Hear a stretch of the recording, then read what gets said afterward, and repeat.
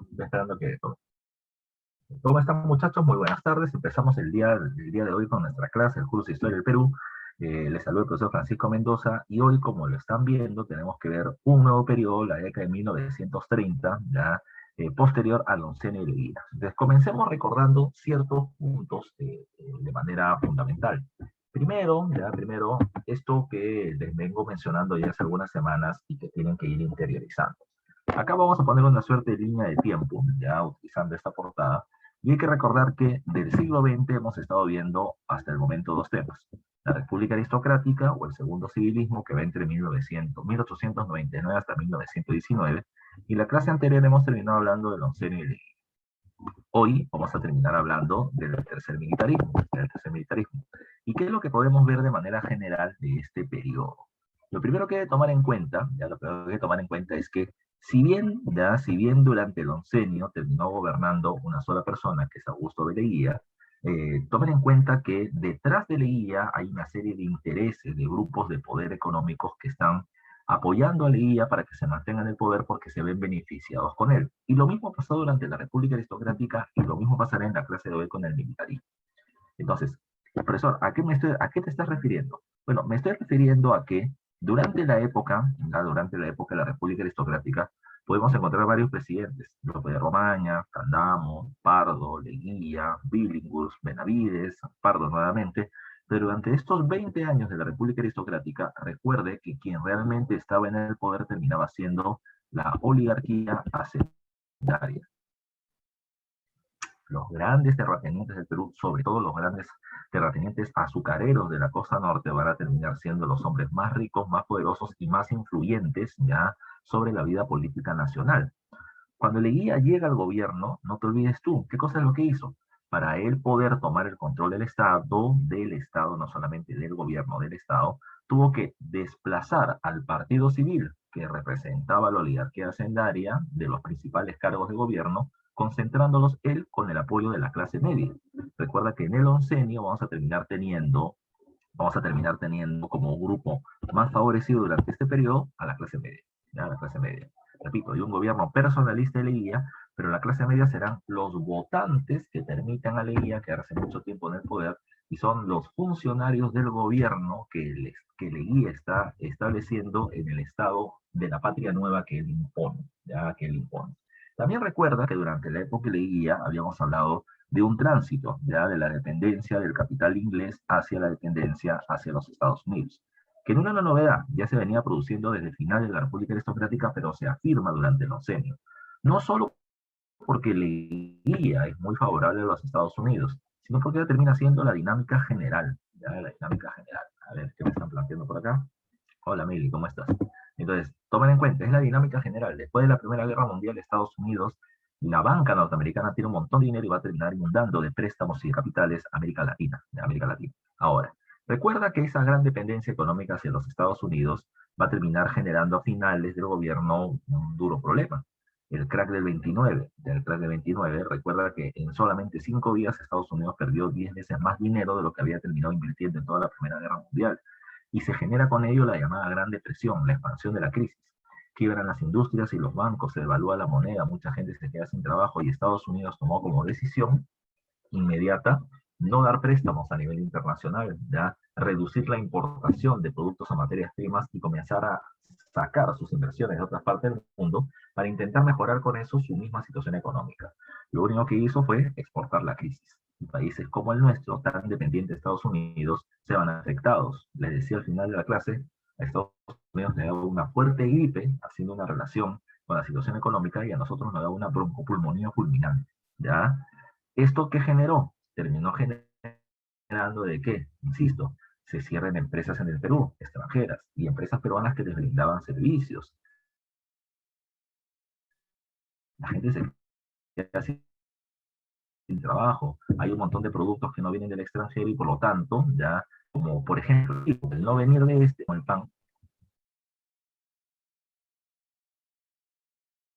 como el pan, la harina y los fideos va a terminar incrementando su precio de una manera exorbitante.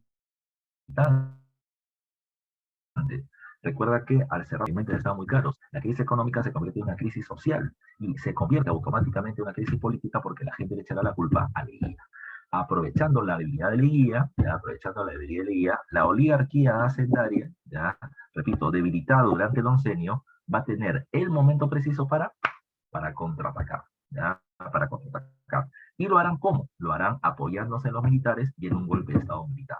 Precisamente el tercer militarismo será el retorno de los militares al gobierno, pero estos militares nuevamente van a terminar representando los intereses de la gran oligarquía hacendaria entre 1930 y 1939, que es lo que vamos a terminar trabajando el día de hoy. Entonces, ese es el primer punto a tomar en cuenta. Uno de los puntos que a mí me interesa que comprendas es que más que los presidentes, tenemos que ver quiénes son los grupos de poder, los grupos de poder que están detrás, ya detrás de estos gobiernos, y cómo van a terminar luchando, pugnando por tener o mantenerse en el control del gobierno, y cómo van a terminar buscando arrebatarle poder al otro grupo que es una amenaza. Es parte precisamente de la dinámica política, de la dinámica social del Perú durante este periodo, y no debemos dejarlo de observar, ¿ok? ¿Ya? Entonces, con eso ya podemos tener una primera introducción de esto, ¿no? Ya podemos ir recordando qué cosa pasó en el Estado, consolidación de la dependencia económica hacia los Estados Unidos, nacimiento de los partidos populares o los partidos políticos de masas, que introducen en el discurso y en su organización a los obreros, tanto el APRA, que plantea un gobierno de la clase media con apoyo obrero, como el Partido Socialista, ¿ya? De María Pía, que plantea un gobierno obrero proletario con apoyo campesino. No te olvides de toda esa dinámica de la época, ¿ya? No te olvides tú porque es importante para lo que vamos a ver el día de hoy. Entonces, tomando en cuenta eso, recuerden, en 1939, ya, Luis Miguel Sánchez Cerro da un golpe de Estado contra Leguía y se inicia esta dinámica llamada con el nombre del tercer militarismo. ¿Ya? Un segundito, por favor, voy a colgar voy a poner el cable de energía de la computadora.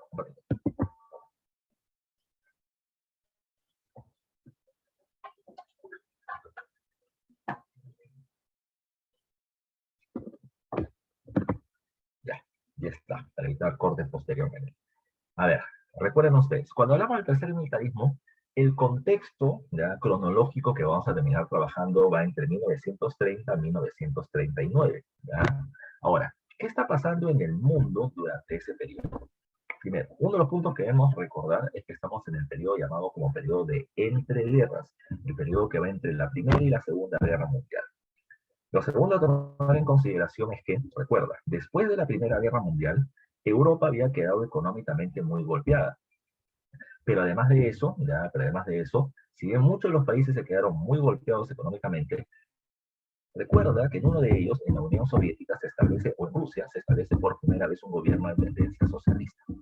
Precisamente, producto de la crisis posterior a la Primera Guerra Mundial, el comunismo o el socialismo se convierte en una alternativa de crecimiento económico en muchas regiones, ¿ya? O de cambio político precisamente para muchos territorios. De esa manera el comunismo comienza a adquirir cada vez mayor cantidad de fuerza e influencia en la región. Pero no hay que dejar de lado otros aspectos. ¿A qué me refiero? ¿A qué me refiero? Recuerda que en Italia, obreros y campesinos ya comenzaron a protestar intentando establecer un gobierno de tendencia comunista como en el que Rusia se había realizado. Pero la Sociedad Nacional de Industrias de Italia, la burguesía más adinerada del territorio italiano, temerosa precisamente de un gobierno comunista que elimine la propiedad privada, ¿ya? Por sus conceptos de colectivización, terminó generando un inconveniente. ¿Cuál terminó siendo el gran problema? El problema era, repito, esta burguesía, temerosa de que esto suceda, terminó apoyando a un grupo de veteranos de la Primera Guerra Mundial en Italia. Organizados estos por Benito Mussolini, terminaron creando los Fasci de Combattimento Italiani, ¿ya? Que era un grupo paramilitar, o sea, era un grupo armado, pero que no le pertenecía al ejército, pero que defendía los intereses de este grupo de grandes empresarios, acabando violentamente con las protestas comunistas de obreros y campesinos. Como la burguesía italiana se vio beneficiada, le plantearon a Mussolini crear un partido político, llamado como el Partido Fascista, el Partido Fascista participa en las elecciones de 1921 en Italia, pero no tiene suficientes votos para poder ganar la elección. Y al final llega al gobierno Mussolini mediante un golpe de Estado llamado como la Marcha sobre Roma. que creo que ellos llegaron precisamente a ver ese tema en su curso de Historia Universal. ¿Qué es lo que va a pasar? A partir de ese momento, desde el 22, se impone el fascismo como sistema de gobierno e ideología política que va a tener influencia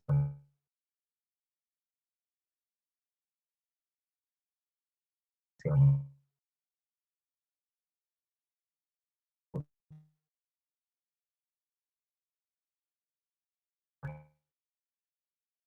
y se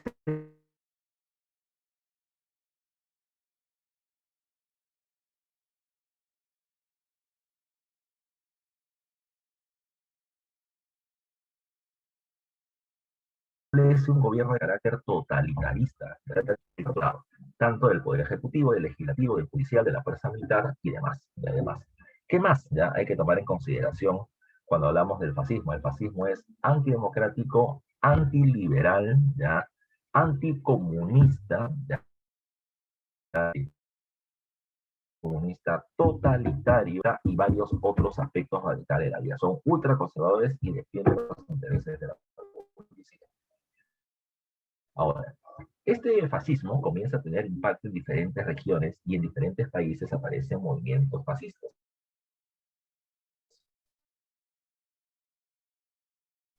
En Alemania, por ejemplo, quiere dar un golpe de Estado al estilo Benito Mussolini, en el llamado Putsch de Múnich, pero no le va a terminar resultando. No tuvo suficiente respaldo social para su golpe de Estado. Es llevado a la cárcel, ya llevado a la cárcel, en donde denuncia de que su golpe de Estado se terminaba haciendo en contra del gobierno alemán, que había terminado firmando la derrota en la Primera Guerra Mundial, en contra del gobierno alemán, que había firmado el Tratado de Versalles, perjudicando a Alemania, y contra las potencias extranjeras que quieren precisamente la clase alemana penas perpetuas, al final le dieron solamente 5 años de cárcel, y en la práctica terminó quedándose solamente en la cárcel durante 2 años y algunos meses, casi 3, casi 3. Cuando Hitler sale de la cárcel, planteó precisamente su discurso rastro, ¿por qué? Porque Estados Unidos, por ejemplo, había reducido o había gestionado la reducción de la deuda externa a Alemania frente a Francia y Inglaterra, porque Estados Unidos ahora estaba financiando, a ver qué me están diciendo, a ver, vamos a cambiar de modem, ¿ya? Creo que se está lajeando, así que voy a entrar con el internet del celular para tener una línea más estable. Esperen un ratito, por favor.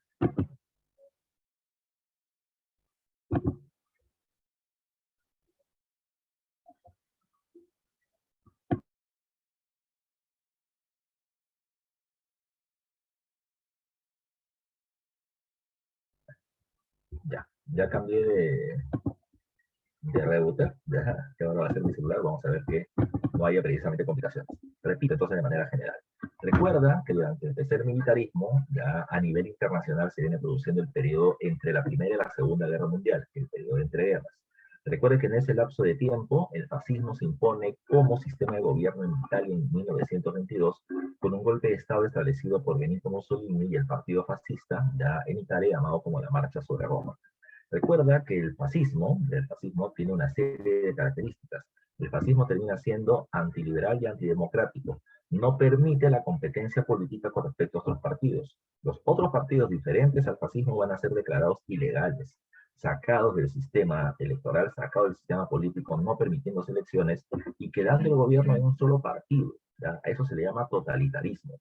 El partido de gobierno maneja poder ejecutivo, legislativo, judicial, alcaldías, ejército, todo, ya lo terminan manejando ellos. Por otro lado, recuerden que ellos son anticomunistas y son defensores muy, muy radicales del gran empresariado nacional, ¿ya? Burgueses, ¿ya? En el territorio italiano. También recuerden que ellos son ultranacionalistas, ultraconservadores y utilizarán las armas para poder defender los intereses de este grupo social. Así como Mussolini llega al gobierno, este movimiento fascista se convierte en una ideología que influye en varios movimientos políticos de Europa y otras partes del planeta. Hitler, en Alemania, con el partido nazi, intenta llegar al gobierno de manera semejante mediante un golpe de Estado llamado el Putsch de Múnich, pero fracasó. y una vez derrotado fue llevado a la cárcel, en donde le debieron dar 3 cadenas perpetuas, pero solamente le dieron 3 años o 5 años de prisión, y al final se quedó solamente 3. Cuando él salió de la cárcel, denunciando precisamente al gobierno alemán que había retirado a su país de la Primera Guerra Mundial y que había firmado el desventajoso Tratado de Versalles, y a las potencias extranjeras que perjudican precisamente el desarrollo de Alemania, toma en cuenta que, si bien ese discurso hace algunos años atrás había tenido una gran cantidad de respaldo, pues ahora ya no lo tenía. ¿Por qué? Porque Estados Unidos comienza a invertir muy fuertemente en el territorio de Alemania y reduce y logra convencer a Inglaterra y Francia para reducir a la mitad los grandes gastos que se le estaban cobrando a Alemania por los gastos de la Primera Guerra Mundial. La economía de Estados Unidos o la economía de Alemania comenzó a estabilizarse, ¿ya? Gracias a la gestión del gobierno alemán y del apoyo extranjero. Entonces, el discurso antidemócrata, antiinternacional de Hitler ya no terminaba teniendo tanto impacto hasta que se produce el crack de 1929. Producto del crack de 29 y la expansión de la crisis a nivel internacional, no te olvides que Alemania es el país más afectado del mundo, ¿ya? Es el más afectado del mundo. Y en ese momento el discurso de Hitler nuevamente vuelve a tener impacto. ¿Por qué? Porque ese gobierno alemán que terminó acercándonos a las potencias como Inglaterra, Francia y Estados Unidos, a las cuales hemos comenzado a confiar nuevamente, mira cómo nos están dejando en crisis. Mira cómo el comunismo aprovecha ya la crisis económica para terminar generando una división social de clases. Ese discurso de Hitler va a comenzar a tener impacto y le permite incrementar progresivamente el poder político de su partido hasta que en el año 32 se vuelve canciller, ya primer ministro de Alemania y gobernante absoluto precisamente de la región. De tal forma que el fascismo comenzó a tener cada vez mayor cantidad de poder. Profesor, ¿qué tiene que ver lo que está pasando en Italia y en Alemania con el territorio peruano? Tiene que ver y mucho. No te olvides, la Gran Depresión, ya la expansión de la crisis económica producto del crack del 29, también llega hacia nosotros. Y como te dije, Leguía se debilita y en las calles, recuerda que la gente salió a las calles exigiendo el retiro de Leguía del gobierno por la crisis económica.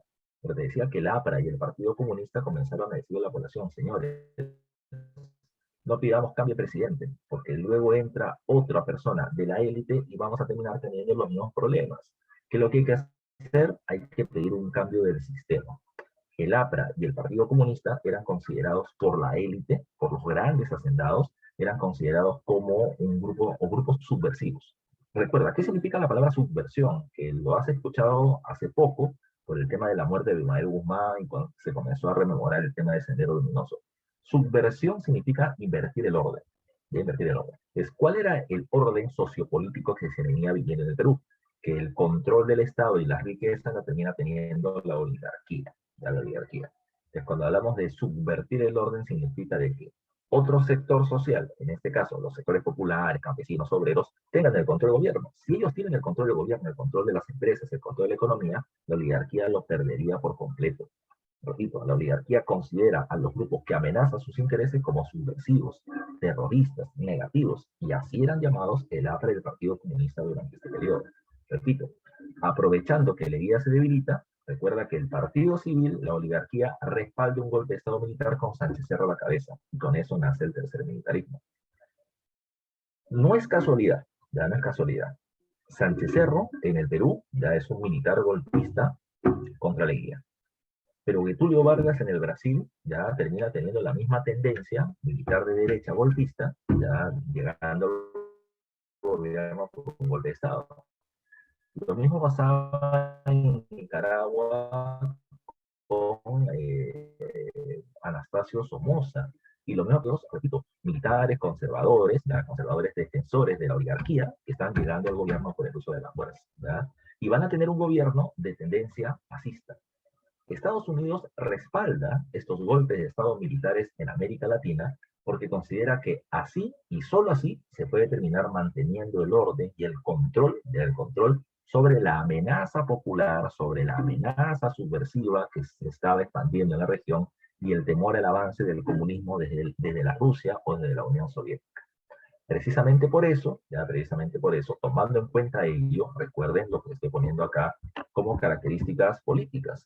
Durante el gobierno del tercer militarismo, lo que vamos a terminar encontrando es esto. Número uno, gobiernos militares. lógicamente, pero se llama tercer militarismo. Pero son gobiernos militares autoritarios. La clase anterior de Leguía, yo te decía, que para que un presidente sea llamado autoritario necesita tres características. Característica número uno, el gobierno, el presidente maneja los otros poderes del Estado, ¿ya? Los otros poderes del Estado. Recuerda, Sánchez Cerro, ¿qué es lo que va a hacer? ¿Ya? Llega al gobierno por golpe de Estado, ¿ya? Por golpe de Estado, y va a gobernar del 30 al 31 sin Congreso, ¿ya? El nuevo Congreso va a ser de mayoría electoral de su grupo y van a terminar teniendo él el control del Poder Ejecutivo, el Poder Legislativo y el Poder Judicial. Quiero jalar internet.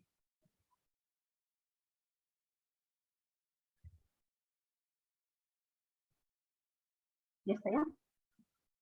Entonces, esa es una característica. Lo segundo, recuerda que un gobierno es autoritario cuando manipula las leyes en favor del gobierno. Y tercero, se le conoce como un gobierno autoritario, además cuando elimina a sus opositores. Como te dije la pasada con Leguía, a personajes como García Belaunde, ya, o Víctor Andrés Belaunde, disculpa, o a Ayala Torre o a María Tini los expulsan del país. Esa es una forma de eliminar a sus opositores. En cambio, durante este periodo van a haber asesinatos y encarcelamientos sobre la oposición, sobre todo contra el APA del Partido Comunista. Esas son características de un gobierno autoritario y eso también lo vamos a terminar teniendo durante este periodo. Pero la pregunta es, ¿a quién defiende? ¿Ya? ¿Y cómo lo hace? Entonces, durante el tercer militarismo encontramos gobiernos militares autoritarios que defienden los intereses de la oligarquía, de la gran oligarquía hacendaria que va a recuperar el control del gobierno con los militares ahora a la cabeza. El partido que va a gobernar durante este periodo se llama la Unión Revolucionaria. Y la Unión Revolucionaria es un gobierno o es un partido que va a tomar las características del fascismo europeo al aplicarlo precisamente dentro del territorio peruano. No estoy diciendo que acá se van a terminar persiguiendo judíos, por si acaso para terminar asesinándolos, ya no va a ser así. Pero la defensa ya cerrada ya del empresariado, ya, la eliminación de los grupos de políticos subversivos porque están en contra de la oligarquía, ¿ya? La postura anticomunista por parte del gobierno de manera muy radical es precisamente lo que vamos a terminar encontrando en el Perú durante este periodo. ¿Qué pasó con los partidos de masas que surgieron durante la época de Leguía? El Partido Comunista van a terminar siendo sus líderes perseguidos, encarcelados, asesinados, y estos partidos van a terminar siendo declarados fuera de la ley. ¿Ya? No van a poder participar del proceso electoral y ya veremos qué medidas se toma para eso. En el aspecto económico, ¿cómo nos va a ir? En el aspecto económico no nos va a ir muy bien, porque toma en cuenta, ya por su clase de historia universal, que producto del crack del 29 se inicia la Gran Depresión o expansión de la crisis a nivel mundial. En los Estados Unidos, entre 1929 y 1933, se va a terminar encontrando una caída permanente de su economía, hasta que llega al gobierno Franklin Roosevelt, quien aplica una medida llamada con el nombre de New Deal, una mayor intervención del Estado ya en economía, sobre todo en el área de la construcción, dinamizando un poco el desarrollo económico de la región. Del año 33 al 36, ya esta economía norteamericana que estaba cayendo va a comenzar a recuperarse poco a poco. Y en el año 36, Estados Unidos con un poco más de plata va a comenzar a dar préstamos a los países de América Latina, se van a terminar haciendo grandes obras públicas como carreteras y construcciones generando puestos de trabajo y poco a poco se va saliendo de la crisis. Por eso se dice que durante la época del tercer militarismo, ya como características económicas que encontramos, una depresión económica mundial. ¿Ya? Depresión económica, no creas que la gente está deprimida en su casa, en un rincón.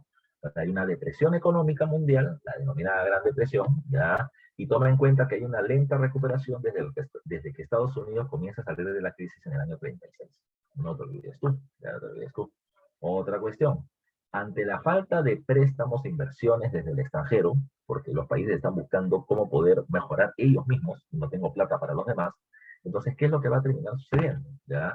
Ante la falta de préstamos e inversiones del extranjero, los países, los estados, los gobiernos van a comenzar a meter plata, repito, en construcción, en inversión pública, en banca, para promover ¿ya? El desarrollo de la economía nacional. Y estas van a ser medidas que también iremos viendo de manera progresiva. ¿Ya? Acá te estoy poniendo algunas imágenes. Aquí hay una imagen de una posible guerra con Colombia, que te explicaré en el gobierno de Sánchez Cerro, una nueva constitución, que también vamos a ver con Sánchez Cerro, y además de eso, una revista aprista, en donde termina criticando el avance del fascismo como política de Estado dentro de la región, no solamente en el Perú, sino en América Latina de manera general. Poco a poco, ya poco a poco vamos a ir viendo estos datos. Comencemos con los gobiernos. En el día de hoy tenemos relativamente poco que hacer, ¿ya? Pero podemos extender los temas, recuerda, porque las preguntas son de eco y tenemos que hacer un poco más de análisis. Cuando Sánchez Cerro termina dando el golpe de Estado en contra de Leguía, Sánchez Cerro no se proclama presidente. Sánchez Cerro va a terminar estableciendo la llamada Junta Militar de Gobierno, ¿ya? La Junta Militar de Gobierno. La Junta Militar, ¿ya? La Junta Militar va a ser inicialmente presidida por parte de Luis Miguel Sánchez Cerro. Cuando él llega al gobierno, ¿qué va a suceder? No te olvides, Sánchez Cerro y el tercer militarismo representan que gobernaron durante la República Aristocrática y se debilitaron con Leguía. Ya que durante el oncenio fueron debilitados, ¿ya? Entonces ellos ahora van a venir con sangre en el ojo y con un afán de venganza. Así como el oncenio Leguía persiguió a los miembros del Partido Civil y la oligarquía y los desplazó del Estado, ellos van a hacer ahora exactamente lo mismo, ¿ya? Con Sánchez Cerro como presidente de la Junta Militar de Gobierno, ¿ya? ¿Qué es lo que vamos a encontrar? Se establece el llamado Tribunal de Sanción Nacional, en donde se acusará a los miembros del gobierno de Leguía de corruptos y se les va a terminar persiguiendo políticamente, capturándolos y llevándolos a la cárcel. Repito, procesados por corrupción. ¿Ya? Procesados por corrupción. Eso, más o menos como cuántos funcionarios van a ser llevados a la cárcel. Más de 100, déjame decirte, ¿eh? Va a haber una fuerte persecución política, una cacería de brujas. Y de esos 100, ¿sabes cuántos van a terminar siendo declarados culpables, purgando pena de cárcel por mucho tiempo? Solo dos, ya solo dos. Profesor, ¿me está diciendo que todos los demás eran inocentes? No.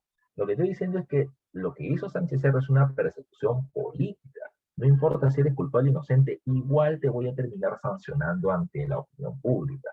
Te termino apresando y luego te investigo. Luego te investigo. Pero como las pruebas que se terminaron dando para poder investigar a estos procesados eran muy débiles, entonces por eso es que terminaron siendo liberados al paso de 1, 2 o 3 años, pero ya se había manchado su imagen. Y no importa, la idea era desplazar a la gente que Leguía puso en el gobierno y restaurar a la oligarquía hacendaria en el poder. Eso fue lo que se hizo, una persecución política. El propio Leguía terminó siendo tomado prisionero. Y Leguía en la cárcel, Leguía va a escribir un libro, ¿ya? Su libro se llama Yo corrupto, yo ladrón, así se llama su libro. Evidentemente Leguía no está diciendo, sí, verdad, yo soy corrupto ladrón, no, no, no, no, no, pone en forma de burla. Lo que él va a terminar diciendo es lo siguiente, Leguía dirá, ya, estos fueron los ingresos que terminé teniendo durante mi gobierno, ya sea por inversión, por ganancias, por tributos o por préstamos en el exterior.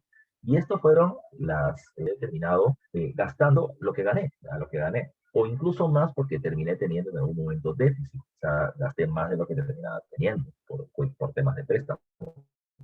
Pero que yo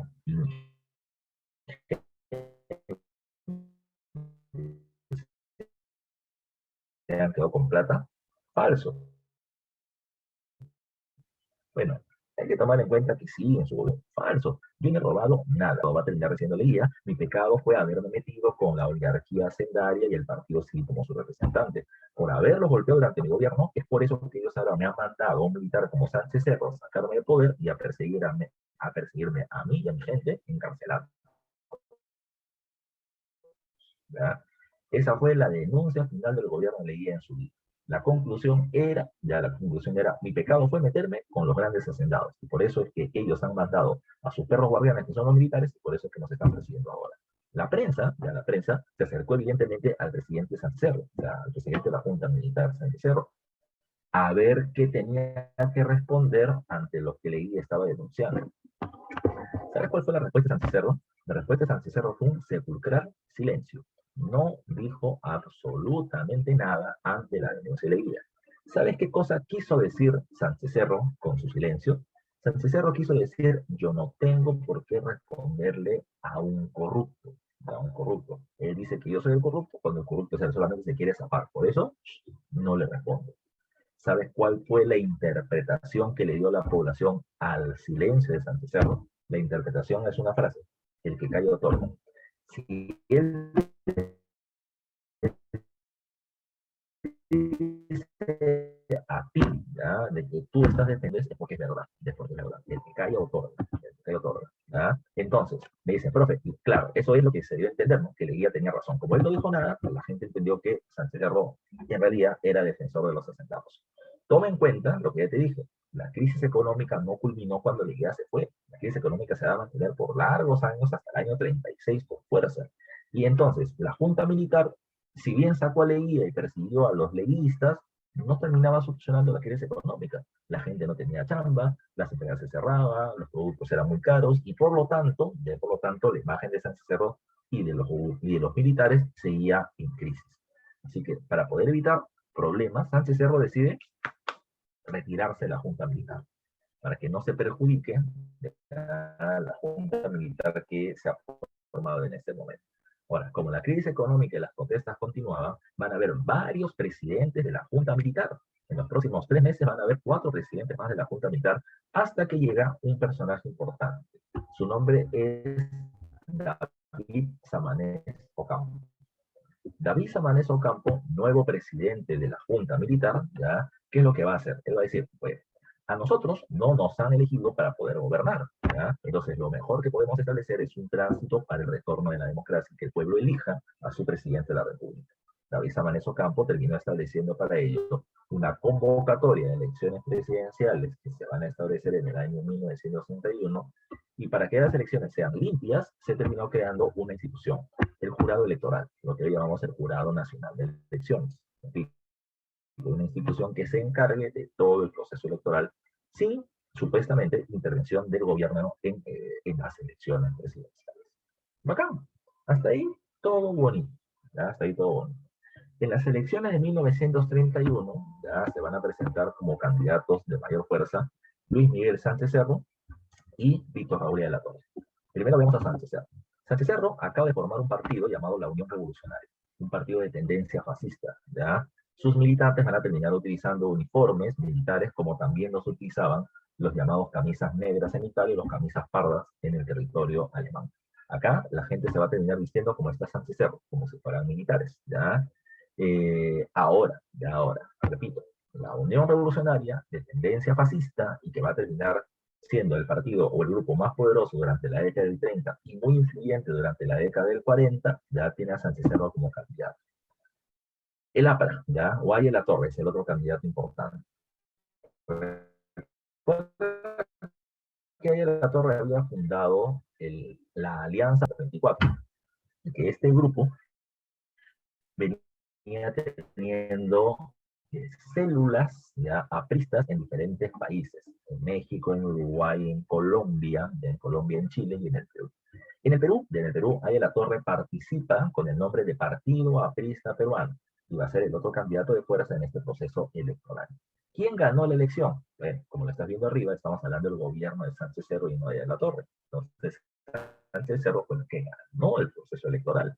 La pregunta es, ¿qué sucedió con su victoria? Lo que dice a continuación. Los apristas consideran de que ese proceso electoral terminó siendo fraudulento.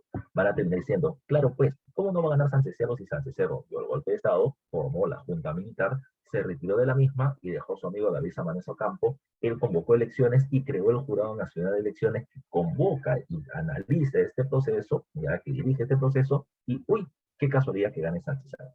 Los apristas consideran, por lo tanto, que hubo una manipulación y fraude para que Sánchez Cerro gane, ¿ya? Los apristas dijeron, está bien, hemos perdido con fraude, pero hemos perdido con fraude, pero hemos perdido. Por lo tanto, ellos van a decir, para nosotros, Sánchez Cerro es el presidente, está bien, pero Aya La Torre es el presidente moral del Perú. Como diciendo, él es moral, Sánchez Cerro es moral porque ha manipulado el proceso electoral. Desde ese día, los apristas le declararon la guerra a Sánchez Cerro y van a terminar haciéndole la vida imposible, con protestas, levantamientos y desmanes en diferentes partes del país, sobre todo en Lima y en el llamado Sólido Norte, en las ciudades de la costa norte, donde el APRA va a tener muchísimo apoyo electoral. ¿Qué pasó? ¿Qué pasó? Pregunta examen de admisión, ¿ya? Para lograr la Victoria Sánchez Cerro, ya en 1931, convertirse en presidente de la República, ¿quién fue su principal contendiente político? Y la respuesta fue Ahí la Torre de la. Eso se lo pregunta en la emisión. Pero ahora vamos a otra pregunta de fondo. ¿Y realmente Sánchez Cerro terminó ganando con fraude o no? Y la respuesta es, no lo necesitó. Sánchez Cerro utilizó otra estrategia electoral para poder vencer. Su estrategia se terminó basando en tres cosas. Número uno, que él es militar. Toma en cuenta que hay una fuerte crisis económica y una fuerte crisis social en el Perú. Y en el Perú, la población sigue teniendo, lamentablemente, sigue teniendo una idea muy totalitarista. Consideran de que ante el caos, el único que puede poner orden son los militares, ¿ya? Que si hay muchos robos en la calle, que salgan los militares y que le metan bala a todo el mundo que termine robando, ¿ya? Si hay ladrones en la que le metan bala a medio mundo. Si alguien ha cometido un delito, pena de muerte, que lo terminen matando públicamente, fusilamiento. Esa es una idea que todavía, de manera tradicional, tiene la población peruana. Y en esa época, mucho más. ¿Ya? Así que, ya que Sánchez Cerro era militar, era el que podía poner orden ante esta situación de crisis. Segundo factor a favor, él terminó sacando al corrupto gobierno de Leguía, que no solamente era corrupto, sino que se había producido una fuerte crisis económica. Como Leguía nos llevó a la crisis, Sánchez Cerro no puede terminar devolviendo la tranquilidad, ya que él lo sacó. Y el tercer factor que termina utilizando Sánchez Cerro en su campaña electoral termina siendo el factor racial. Sánchez Cerro termina teniendo familia negra y china, ¿ya? Y termina teniendo piel oscura, ¿ya? Piel oscura, tiene color chaufa, color puerta, ¿ya? Color puerta. Y eso es algo que Sánchez Cerro va a terminar utilizando. Yo provengo de ascendencia popular, entré al ejército, fue haciendo carrera, pero mi familia ha sido pobre, yo he comido donde tú comes, yo he tenido las mismas condiciones de hambre que tú terminas teniendo, yo conozco la realidad del pueblo, y no hay de la Torre. ¿Quiénes son los de la Torre? Son hacendados de clase media empobrecidos, pero él viene de una familia rica, él estudió en una universidad, y es como todos los demás gobernantes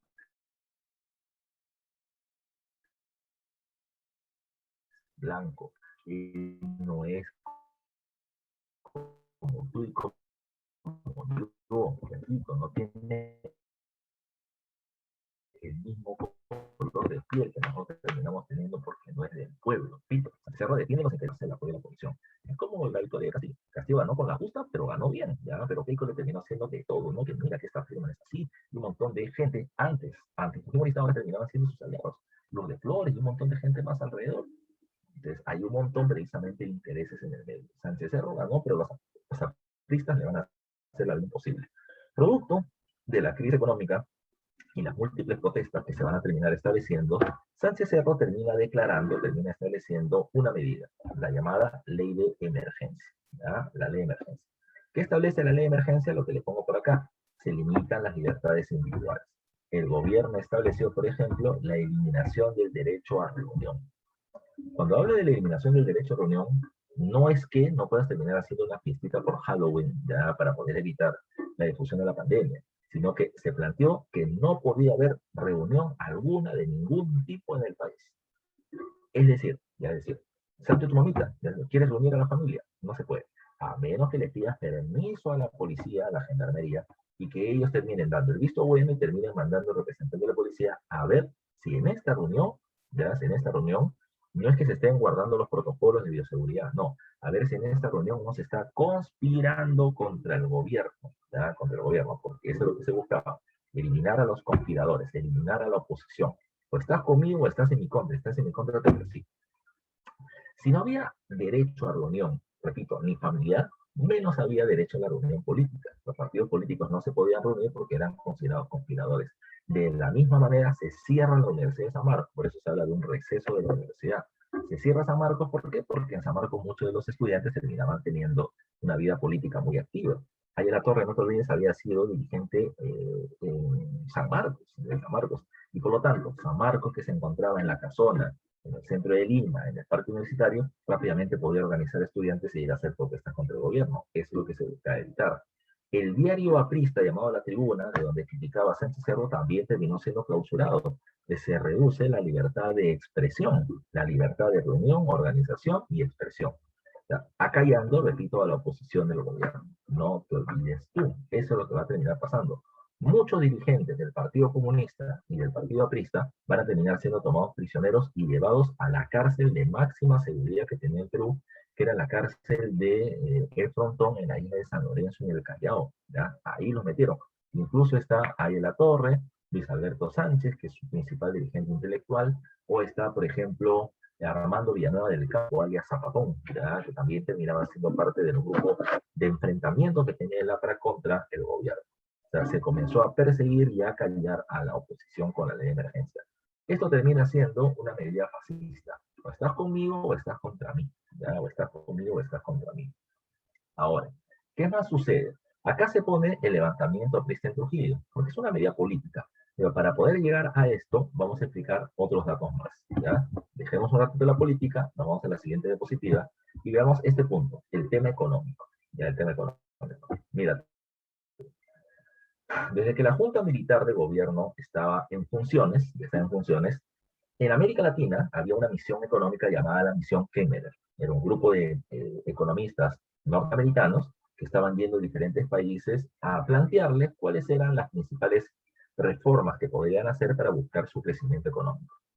Esta misión Kemmerer ha trabajado en Bolivia, en Chile, en Colombia, en Ecuador, ¿ya? Y se le invita a venir al territorio peruano. ¿Ya? Cuando llega al Perú es 1931, o sea, ya estalló el crack y está en pleno proceso la Gran Depresión.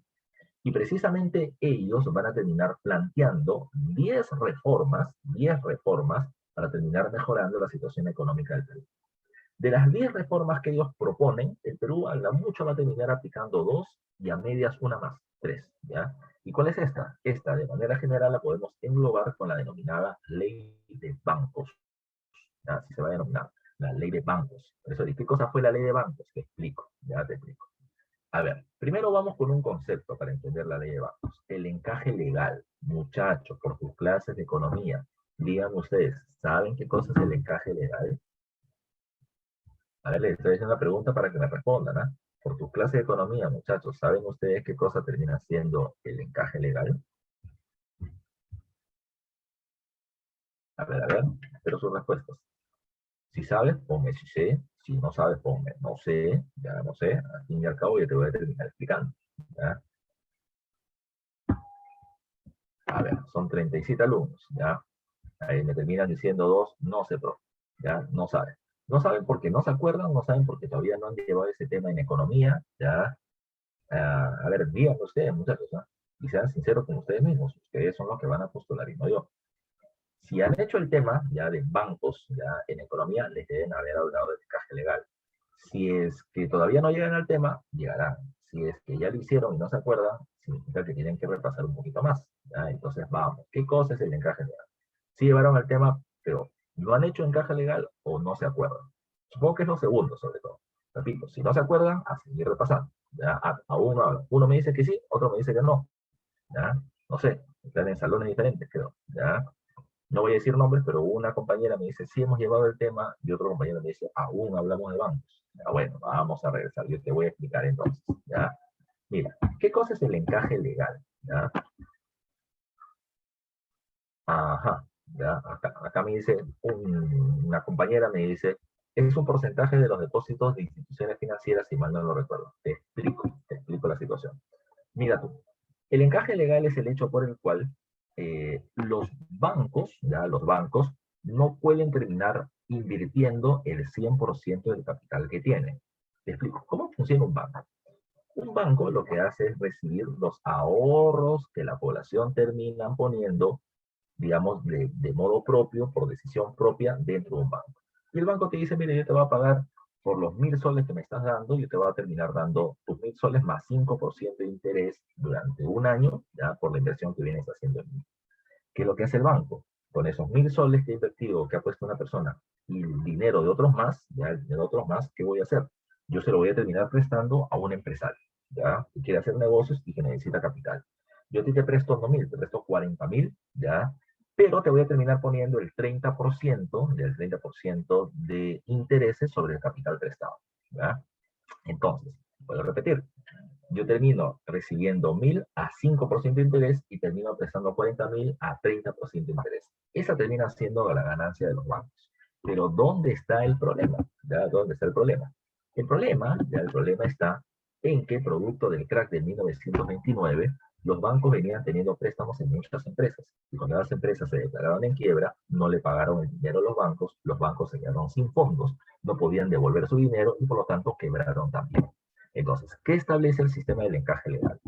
Del 100% de los ahorros, ¿ya? Que tú terminas teniendo de las personas que han confiado en ti, entonces el 10% no lo vas a poder gastar. Un porcentaje que es el 10% no lo vas a poder gastar. Y eso se llama encaje legal. ¿Para qué? Para en caso hay una nueva crisis, con ese dinero ya se puede terminar ya rápidamente reorganizando, restaurando la economía. Ahora, el gobierno no puede ser tan ingenuo, ¿ya? Si yo le digo al banco, no gastes, el banco me puede decir, sí, sí, sí, y al final se lo gasta igualito. Entonces, ¿qué vamos a hacer? Punto número 2, ya va a terminar diciendo la ley de bancos. Ese 10% de cada uno de los bancos privados van a terminar pasando a un banco del Estado. Y ese banco del Estado será el Banco Central de Reserva. Con Leguía ya se había creado el Banco de Reserva, pero ahora se le va a terminar poniendo otras atribuciones, por eso pasa a ser llamado BCR, Banco Central de Reserva. El BCR, ¿qué hace? Se queda con el encaje legal. ¿Y qué hace con ese dinero? Intenta mantener la estabilidad económica. ¿Cómo así? ¿Ya? ¿Cómo así? Comprando y vendiendo dólares, que es lo que se hace hasta ahora. ¿Ya? Que es lo que se hace hasta ahora. ¿Qué significa comprar y vender dólares? ¿Cuándo es que el Estado compra dólares? Cuando hay mucho dólar en el mercado. Si hay mucho dólar en el mercado, el precio del dólar se devalúa. Ya se devalúa. Entonces, para poder mantenerlo estable, ¿qué hace el gobierno? Si hay mucho dólar, compro dólares. ¿Ya? ¿Qué pasa si hay pocos dólares en el mercado? Al ser muy escaso, el precio del dólar crece. ¿Ya? Así como ahora, ¿no? Un dólar cuesta 4 soles. ¿Ya? Entonces, ¿qué es lo que hace el gobierno para intentar bajar el precio y mantenerlo estable? Termina vendiendo dólares o poniendo dólares en el mercado para intentar mantener estabilidad. Eso hace el BCR con la plata del encaje legal. Pero además de eso se crea otra cosa más, la Superintendencia de Bancos y Seguros. ¿Qué significa? Que si hay una crisis como la del crack de 29, una crisis industrial y bancaria, los bancos se declaran en quiebra, el gobierno garantiza devolver a la población un porcentaje de lo que hayan terminado invirtiendo. Si tú pusiste en el banco 10.000 soles, el Estado no te va a devolver 10.000, pero te puede devolver el 30%, 3.000, ya 3.000. Si tienes 3.000, por lo menos con eso puedes terminar intentando reorganizar tu economía y no irte a la quiebra por completo. Esa terminaba siendo la propuesta en la que también el BCR, a través de la Superintendencia de Bancos y Seguros, terminaría funcionando. El otro punto importante era este. Para que las empresas puedan terminar haciendo negocios, necesitan capital. Y el principal capital es el que el banco me termina prestando. Yo voy al banco y le termino diciendo, sabes que quiero hacer un negocio y yo tengo una línea de crédito abierta. Y el banco me dice, bueno, ¿cómo cuánto necesitas? Mira, yo quiero hacer este negocio y necesito 50.000 soles. Bueno, si el gobierno considera que yo puedo pagar, me los da. O sea, me provee de capital inmediato para poder hacer un negocio. Claro, yo voy a recibir 50 y le voy a tener que pagar 70 seguramente, 50 más intereses, pero en el negocio voy a terminar ganando pues, 95, ¿ya? Termino pagando mis 50, mis 20 extras y me quedo con 25 de ganancia. Ese termina siendo el sistema. Pero ahora no hay bancos. Los bancos han quebrado, ya los bancos han quebrado. Y no hay inversión extranjera para poder meter nuevos bancos en el país. Entonces lo que se va a decir es esto.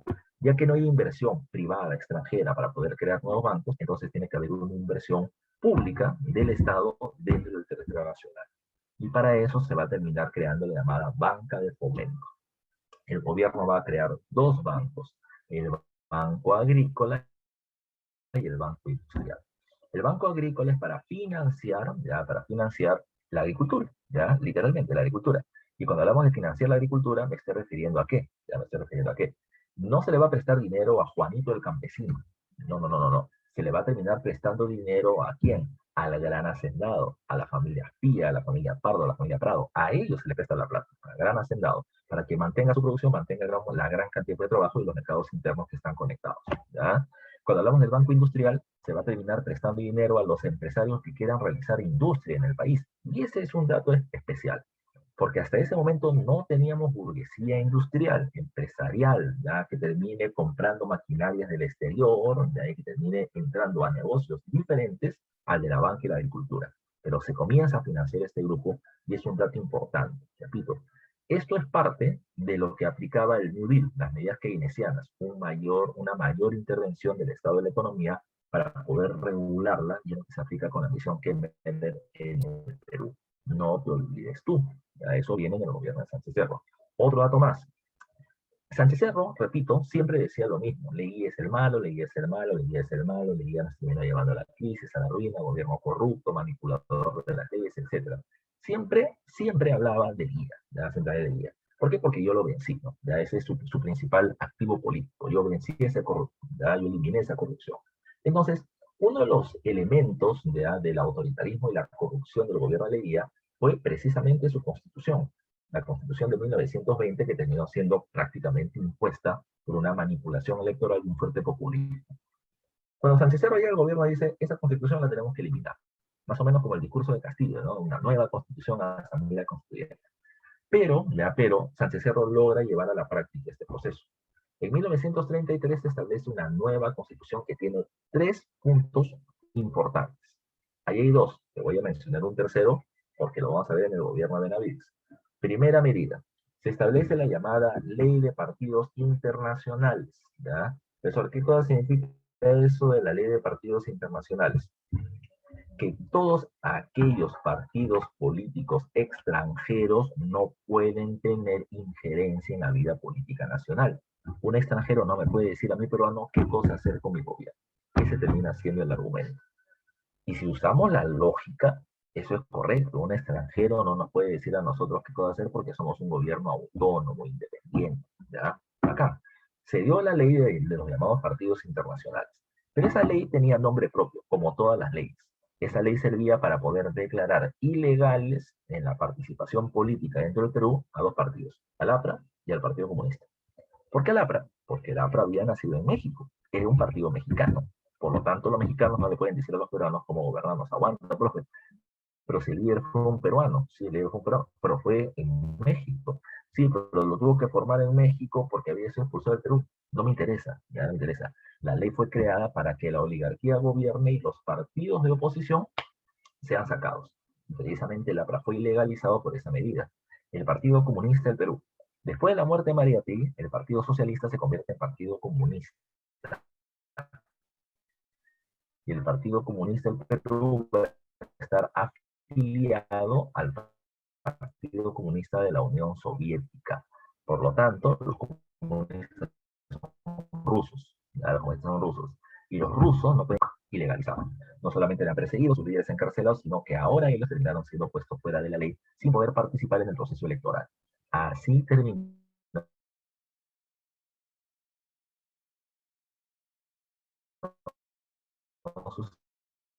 sucediendo la situación. ¿Ya? Así terminó sucediendo la situación. ¿Qué pasó entonces? ¿Ya? ¿Qué pasó entonces? Producto de ello, repito, ya que este gobierno era favorable a la oligarquía hacendaria, fueron borrados de la escena política. Segunda ley importante, ¿ya? El derecho al voto de las mujeres. Este tema fue un tema de debate muy arduo dentro del Congreso de la República, ¿ya? La mujer debe o no tener derecho al voto, a la participación ciudadana, elegir ante la Unión Revolucionaria, conservadores, muy ligados a la iglesia, muy de derecha, dijeron no. Y muchos apristas también dijeron que no, como varios otros partidos. Pero la pregunta es, ¿por qué decían que la mujer no decía eso? La mujer tiene una vida privada y el hombre tiene una vida pública. ¿A qué me refiero? La mujer está en su casa, ya la mercado y consigue los alimentos para la familia, pero el hombre está en la calle, el hombre trabaja, el hombre tiene contacto con otras personas y ve en el día a día cómo se desenvuelve la vida política, económica, nacional, ¿ya? Y por lo tanto, él termina teniendo un panorama mayor de cuál es la medida más importante o cuál es la medida más adecuada para poder dirigir al país. Bajo ese argumento, las mujeres no tenían derecho al voto, y ese argumento se va a seguir utilizando en este debate para la Constitución del 33, ¿ya? Se consideró además de que las mujeres, ya, si es que tuviesen el derecho al voto, iban a ser manipuladas por sus esposos o por la Iglesia Católica para terminar votando a favor de un determinado grupo. Y por eso era mejor que no voten, ya, que no voten. Ahora, el problema estaba de que el Perú era uno de los últimos países de América y del mundo en no terminar dando derecho al voto a las mujeres. Y eso nos terminaba dejando pues con una muy mala imagen. Entonces, ¿qué es lo que hizo el Congreso? Decidieron que, pues,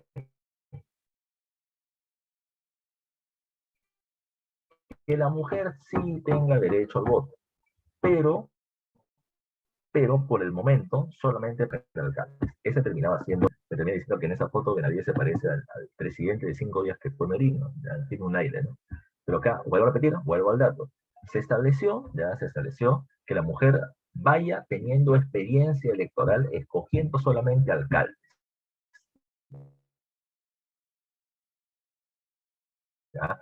Por eso se habla de que a la mujer se le dio el derecho al voto municipal.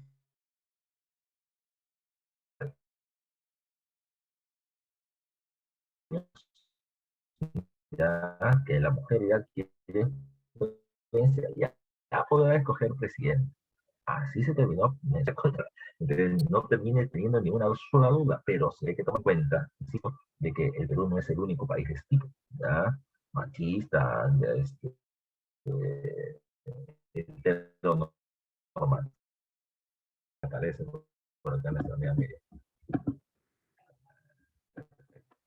Entonces, mira, ¿cómo se entendía el matrimonio? Se entendía lo siguiente, el matrimonio es una empresa, ¿ya? Así se le va a terminar haciendo esa analogía. El matrimonio es una empresa formada por dos socios, ¿ya? Esposo y esposa, que van a formar una empresa, ya una empresa llamada matrimonio, llamada familia, ¿ya? Que va a tener nuevos accionistas, llamados hijos, ¿ya? Llamados hijos.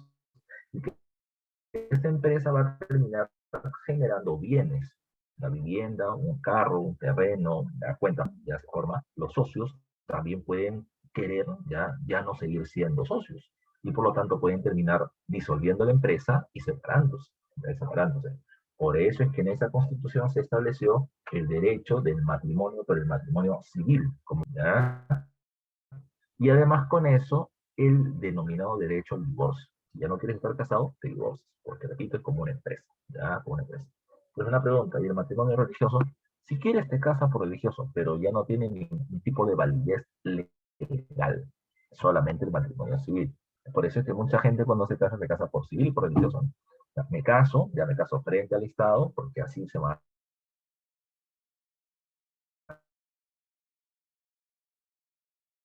a reconocer una serie de derechos, en el caso, por religioso, por mi fe, ¿ya? Pero lo que va a ir formando esta empresa llamada familia, ¿ya? Cuando se habló del matrimonio civil y el divorcio, uy, ¿para qué se dijo?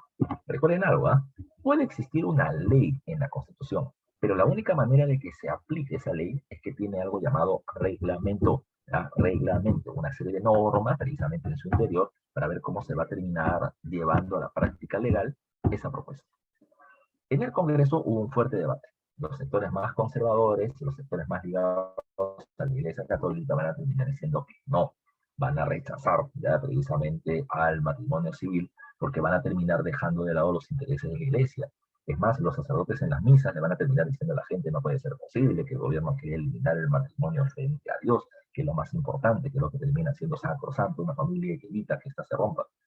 Bueno, hubo un debate muy intenso hasta que en el año 36 recién se va a terminar dando el reconocimiento del matrimonio civil y del divorcio, ¿ya? En el Código Civil de este año, que está durante el gobierno de Oscar R. Benavides, del cual hablaremos en un rato. No te olvides tú, ya no te olvides tú. Regresemos, ya hablamos de la Constitución, ya hablamos de la economía y regresemos al tema político. Los apristas continuaban, a pesar precisamente de la ilegalización que había en su contra, siguieron precisamente criticando al gobierno de San Marcelo. Y en 1932 ya comienza algo que algunos autores llaman, Augusto Solnay, ya, que es un historiador de la década del 50, 60, va a terminar escribiendo un texto ya que llama como el año de la barbarie. El año de la barbarie hace referencia al periodo que va entre 1932 y 1933 por los siguientes hechos que te voy a describir. Uno, un grupo de apristas en la ciudad de Trujillo salió a protestar contra la dictadura de Sánchez. Bacán, hasta ahí no hay problema. La protesta se terminó convirtiendo en una acción un poco más violenta. ellos decidieron tomar el control del cuartel de Trujillo, llamado el cuartel O'Donovan. Y lo que esperaban los apristas es que venga la policía, la Guardia Civil, como se llama en la época, ¿ya? Se produzca un enfrentamiento, ¿ya? Y producto de este enfrentamiento, apristas terminen golpeados, encarcelados, y de esta manera su lucha termine siendo considerada como una lucha reprimida por parte del Estado, que no quiere que el pueblo se exprese. Ese era el fin. Pero le fue bastante mal, ya bastante mal, porque los apristas tomaron el cuartel y lo que manda el gobierno a Sánchez Cerro es a la Fuerza Aérea. No te olvides que el Perú había comprado aviones durante el gobierno de González Leguía. Mandó la Fuerza Aérea y comenzaron a saltar bombas, ya, y balas de metralleta en el bombazo y ametrallazos salieron del cuartel, ya salieron del cuartel y apenas salieron, los militares los capturaron y los llevaron a las paredes de Chanchan en Trujillo y los fusilaron, ya los fusilaron. Según los apristas, ese día murieron 3.000 apristas, mártires que han terminado defendiendo su ideología y la defensa del pueblo y han sido asesinados por el ejército represor ya, de Sánchez Cerro. Ya 3.000 van a decir ellos. Los militares van a decir, no seas mentiroso, compadre, no seas llorón, yo no te mató 3.000, te mató 300 nada más.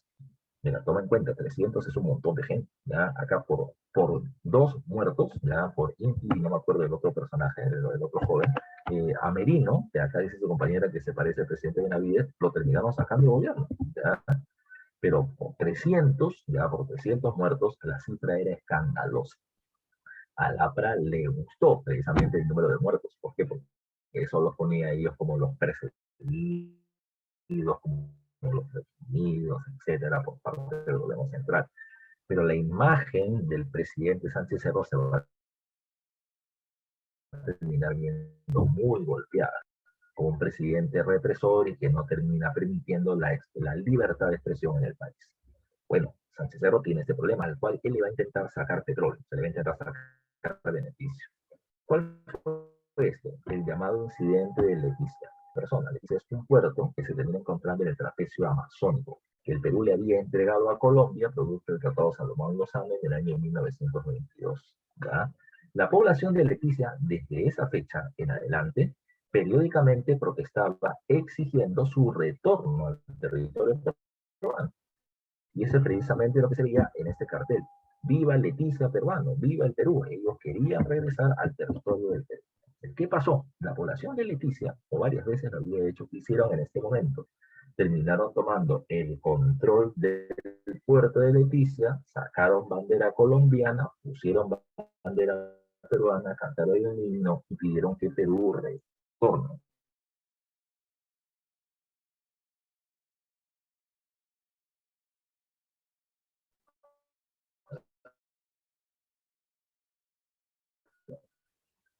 Bueno, lo que terminó pasando es lo que normalmente pasaba. Terminaban recuperando el control de su puerto. Bacán, eso es lo que pasaba siempre. Pero ahora Sánchez Cerro, aprovechando la coyuntura, ya iba a decir, el corrupto Leguía que yo saqué del gobierno terminó cediendo territorios del país en beneficio de un país extranjero como es Colombia. Si yo hubiese sido presidente, yo nunca eso lo hubiese terminado permitiendo, porque primero está la patria de Sánchez Cerro en guerra contra Colombia del enemigo extranjero que viene atacando a nuestros compatriotas en la zona de Piso. Con este discurso nacionalista, Sánchez Cerro terminó logrando que la gente, por el momento, se olvide de los muertitos apristas, ¿ya? De los muertitos apristas. Cuando la gente le terminaba diciendo a Sánchez Cerro, y los muertos y los apristas que matas, no interesa, ahorita importa la patria y la defensa del territorio de Leticia y su retorno al Perú. Logró precisamente movilizar tropas con Óscar R. Benavides a la cabeza. Recuerden que Benavides había dirigido el ejército peruano durante el primer gobierno de Villa y había frenado en la batalla de la Pedrera, ya, un ataque colombiano sobre nuestro territorio. Entonces, si Benavides ya le ganó, Benavides le puede volver a ganar y va a terminar defendiendo al Perú. Ese fue todo el discurso de Sánchez Cerro. Se movilizaron tropas, hubieron enfrentamientos en la frontera.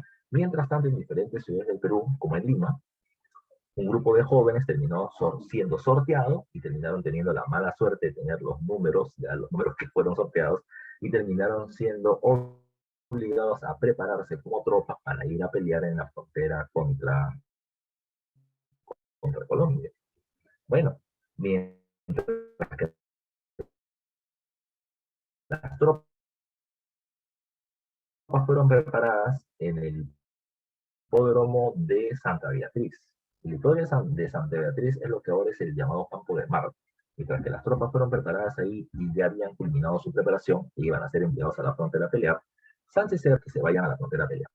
Él pasa en un carro que no tiene techo, descapotable, descapotable. Él está paradito en el carro, que va avanzando lento y está saludando precisamente a las tropas que también lo están saludando a él.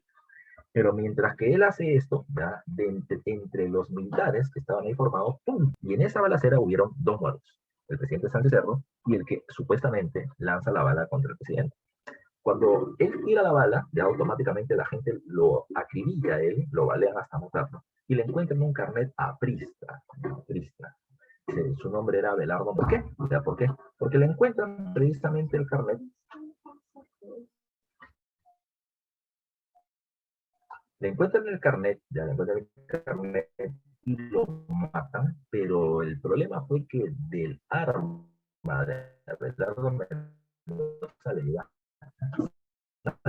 una bala. Y cuando le hacen la autopsia a Sánchez Cerro, en su cuerpo terminan encontrando tres, tres balas ya que perforaron precisamente su cuerpo. ¿Ya?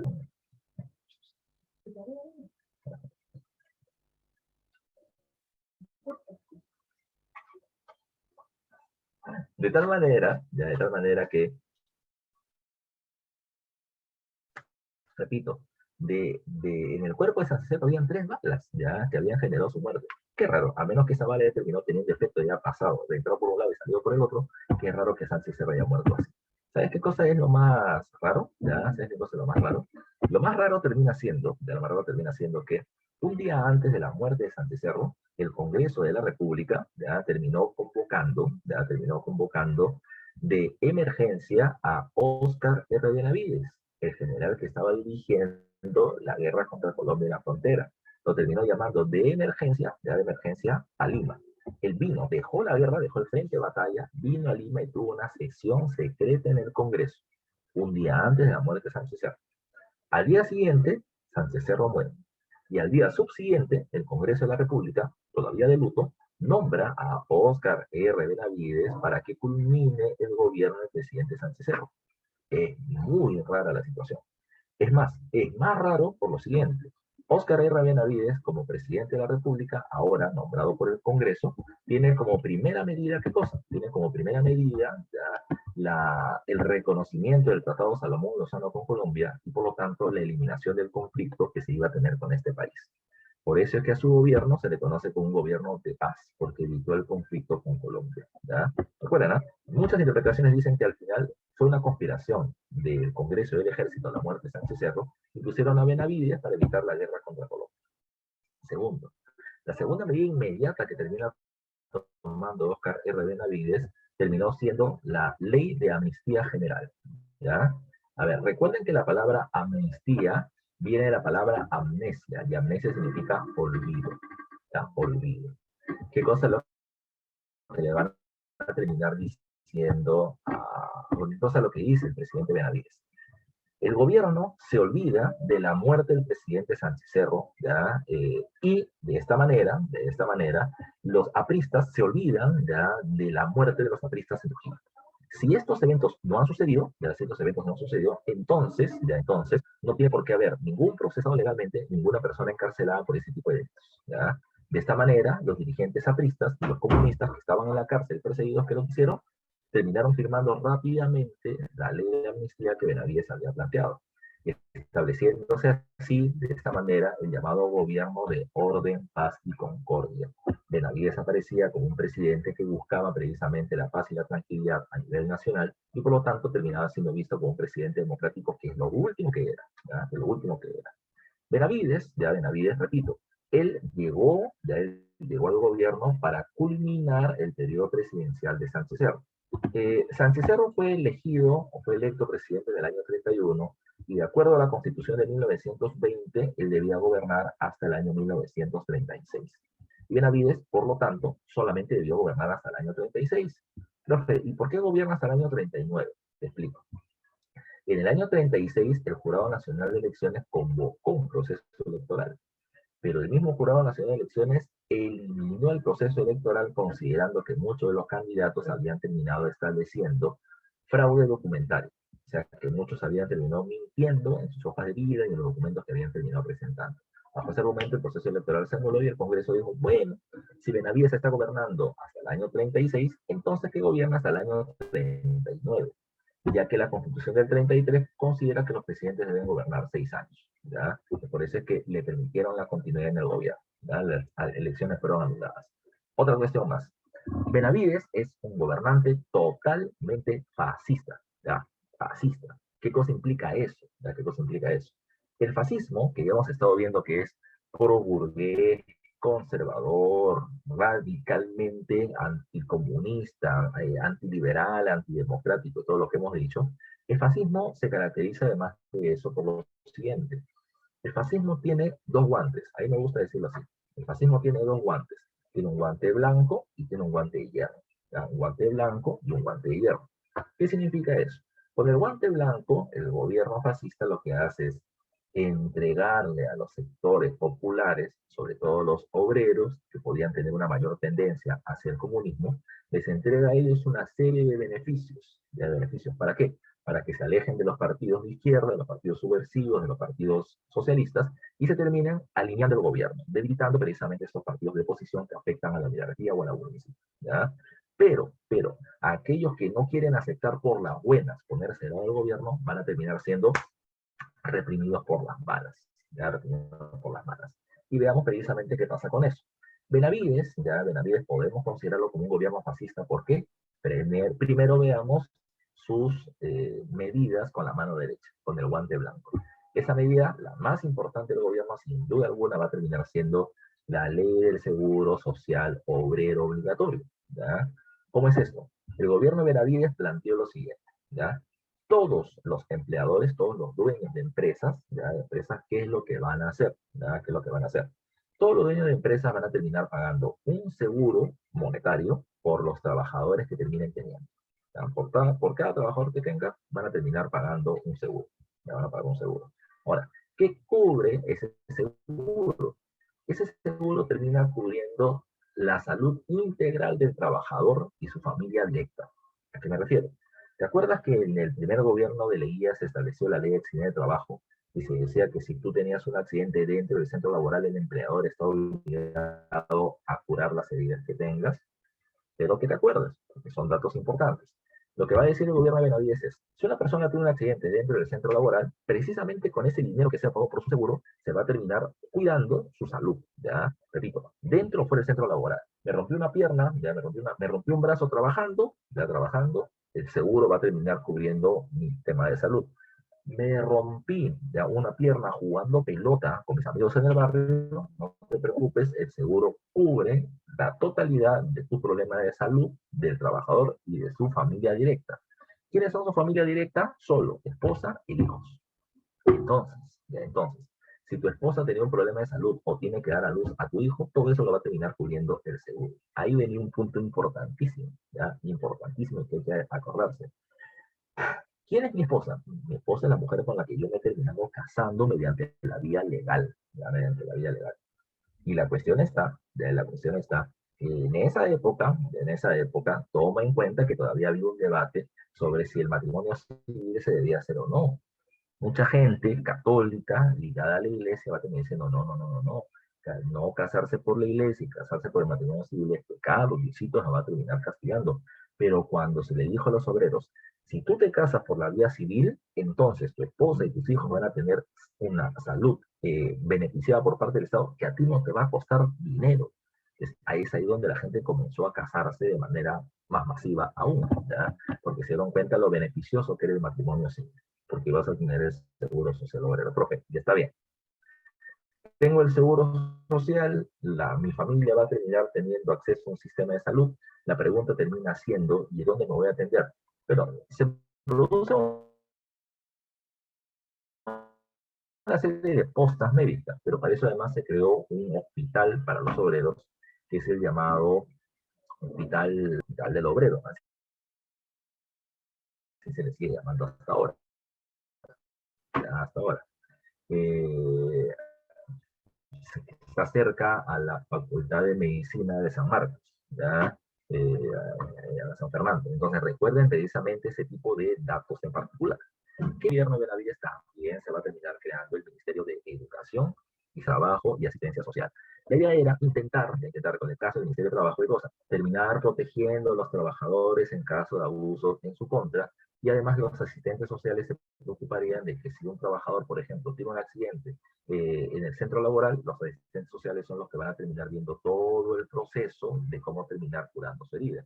Llevarlo al hospital, ver el pago de los seguros, que estén al día, que mientras que él esté en su casa alguien vaya a supervisar precisamente si anda bien de salud, si es necesario que lo vayan a llevar al hospital nuevamente. Todo eso se hace, profe. Entonces entiendo que nadie se preocupa por los trabajadores. Bueno, sí, pero insisto, esa es parte del fascismo, ¿ya? Yo termino dando beneficios con la derecha, ya con la derecha, con el guante blanco para ganar a los obreros a mi favor, a mi lado. Pero los que no están de acuerdo, ¡pum!, les cae el guante de hierro. ¿Y cuál es el guante de hierro? Te explico. Durante el gobierno de Benavides, cuando nace el Ministerio de Trabajo y Asistencia Social, se termina planteando.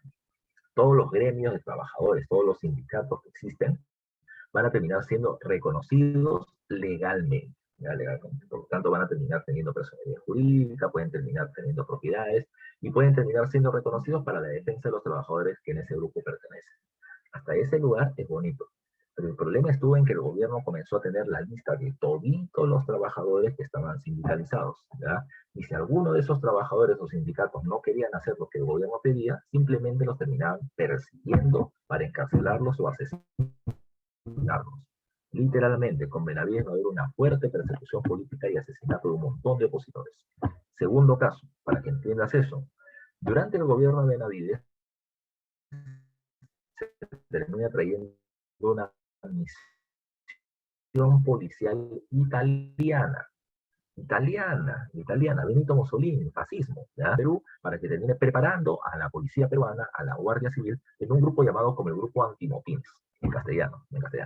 Cuando los gremios, sindicatos y gente salía a protestar en las calles contra el gobierno y al hacer crecer los productos, o que el gobierno es muy derechista y no está beneficiando al pueblo, pues simplemente lo que hacía este grupo preparado por los italianos era agarrar a esta gente que estaba protestando, eliminaba la protesta y muchos de ellos desaparecían, ya desaparecían, entiende que los mataban, ¿ya? Y esto es lo que va a terminar haciendo Benavides. Benavides, repito, terminaba teniendo una relación supuestamente cercana, ya supuestamente cercana, con el APRE, el Partido Comunista, al cual les había dado amnistía, pero falso, porque Benavides ahora va a terminar estableciendo una nueva persecución política contra esto, sobre todo contra el APRE, ¿ya? Así que nada de haber establecido una igualdad o un beneficio para todos los sindicatos y los partidos políticos. Va a haber una dura represión y persecución durante este periodo, ¿ya? ¿Qué más? ¿Ya? ¿Qué más? El otro punto, ya saliendo precisamente del gobierno de Benavides y acabando con la clase, que es lo que vamos a ver. En el año 36, como te dije hace un rato, la economía de los Estados Unidos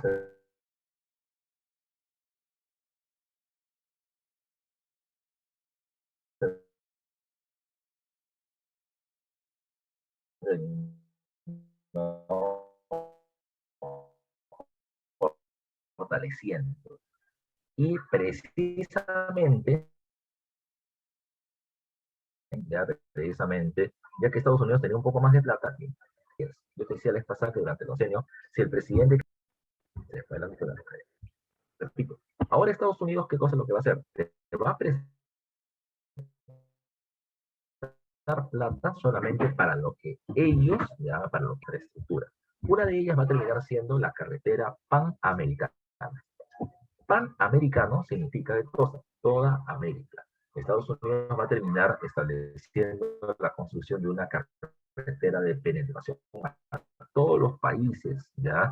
De América con salida al Pacífico. Una carretera que iba desde Alaska, pasando por Canadá, Estados Unidos, México, los países de Centroamérica, Panamá, Colombia, Ecuador, Perú y Chile, ¿ya? Esa es la carretera panamericana. Mercados acá, está bien, ¿ya? Pero como ustedes, países de América Latina, no tienen plata, yo te voy a prestar dinero para que tú hagas la parte de la carretera que te corresponde. ¿Quién era el gran beneficiado? Bueno, en teoría iba a ser Estados Unidos, ¿no? Que iba a permitir, que iba a tener acceso a muchos mercados en la región. Pero también dentro de los países, los mercados internos que se podían generar con esta carretera transversal eran interesantes. Ahora, si tanto le interesaba a Estados Unidos, ¿por qué no nos regalaba el dinero? porque tampoco son tontos. Estados Unidos decía, yo te presto 10, tú me devuelves 3, ¿ya? Construyes la carretera, tú te beneficias comercialmente y yo también, ¿ya? Ese terminaba siendo el plan. Ahora, ¿cuál fue el resultado? ¿Ya? ¿Cuál fue el resultado? ¿Por qué Benavides tendría que aceptar? Tiene que aceptar porque es necesario, ¿ya? ¿Y por qué es necesario? Porque recuerda que hay una fuerte recesión económica. No hay muchos puestos de trabajo en ese momento en el Perú. Así que con los préstamos de los Estados Unidos se va a tener liquidez para poder construir grandes kilómetros de carreteras, que no solamente implica allanamiento de la tierra, donde se requieren muchos trabajadores, sino también la industria cementera, la industria del fierro, la industria del alquitrán, de la brea, para terminar estableciendo la producción de la carretera como tal. Entonces hay muchas empresas que van a terminar trabajando de manera paralela en la construcción de esta carretera que Estados Unidos viene promoviendo. Benavides acepta, a pesar de los préstamos que se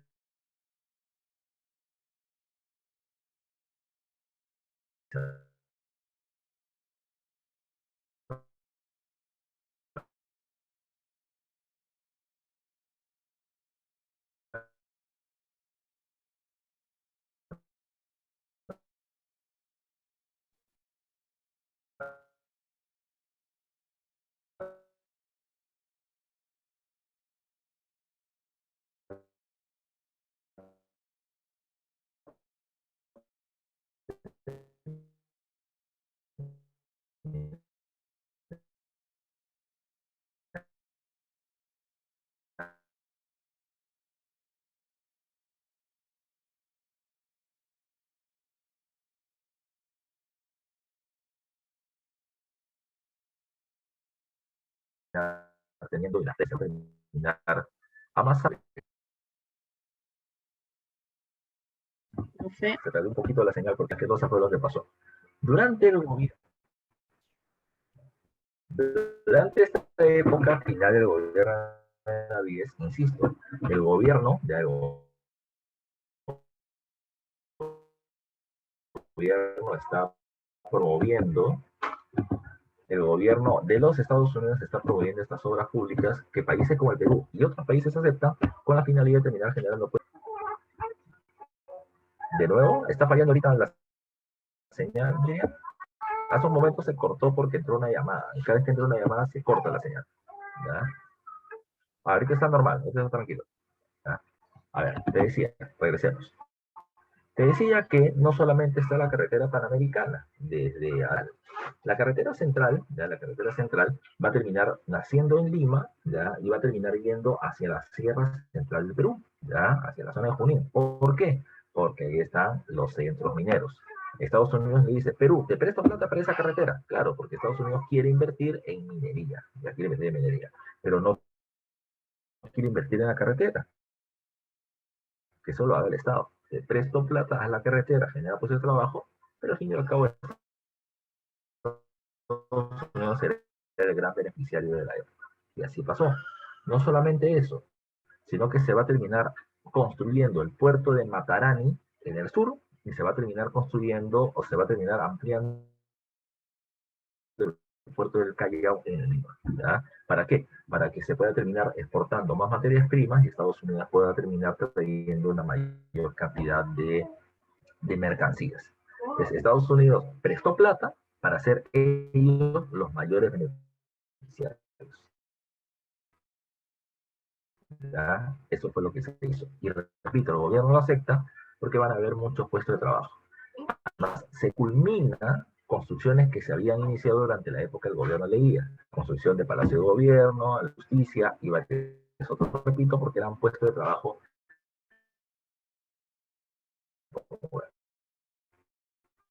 Ahora, para culminar con Benavides, es importante, que te había dicho esa Benavides, él era presidente de la República, había guerra mundial, y precisamente hace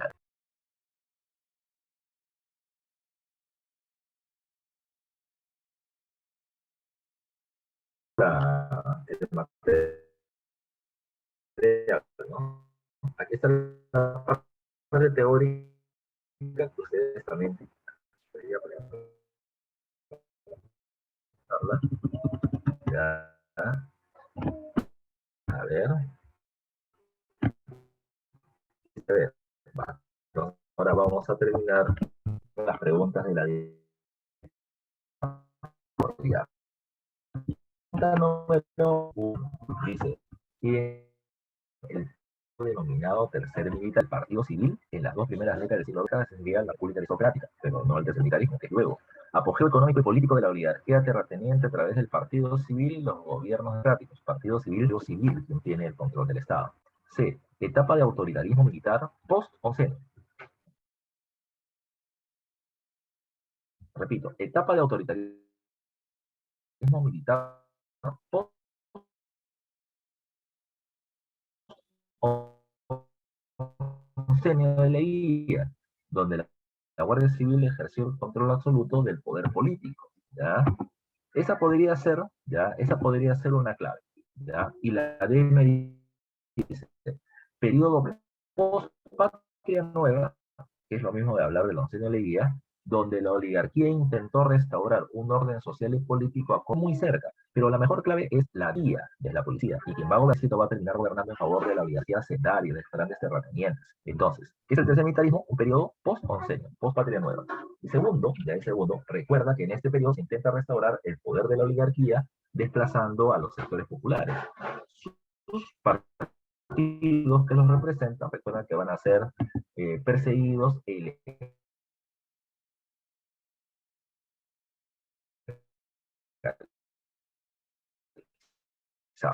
Entonces la clave más correcta termina siendo la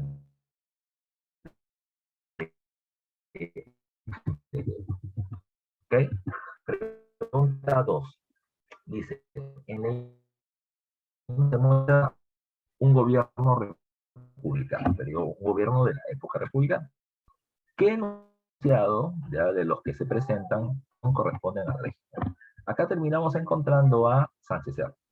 Se promulgó las 8 de trabajo de Comparo, ya financiada con el capital urbano, porque va a ser en los puertos, va a ser en las carreteras, más de la política de reconciliación, política, paz, orden y progreso. ¿Ya? Mira, el discurso de paz, orden y progreso es de Benavides, pero ahí está Sánchez Cerro. Y la DNI dice desarrolló una política de represión y falta de respeto a las libertades políticas.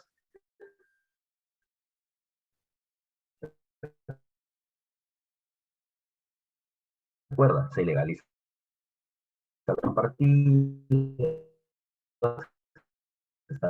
la ley de emergencias, se persigue a aquellos que no están de acuerdo con la clave en esta pregunta termina siendo la D de dedo. Muy bien, Dayana. ¿Ya? La clave es la D de dedo. ¿Ya?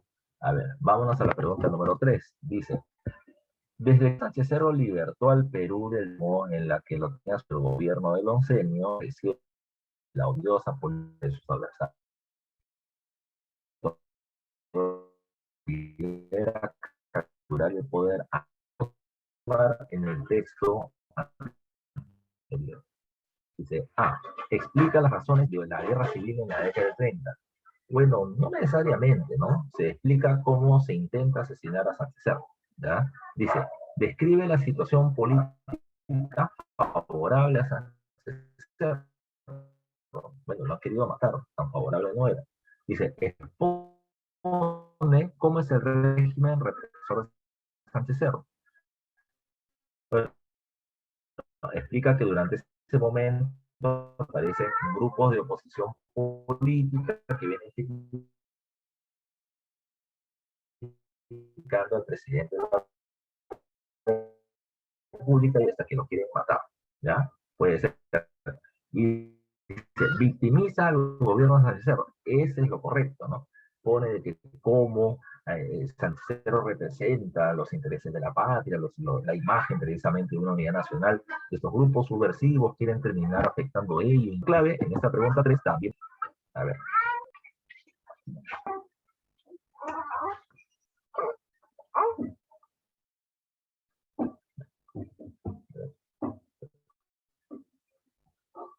Me siento mi cachorrito. Me quito.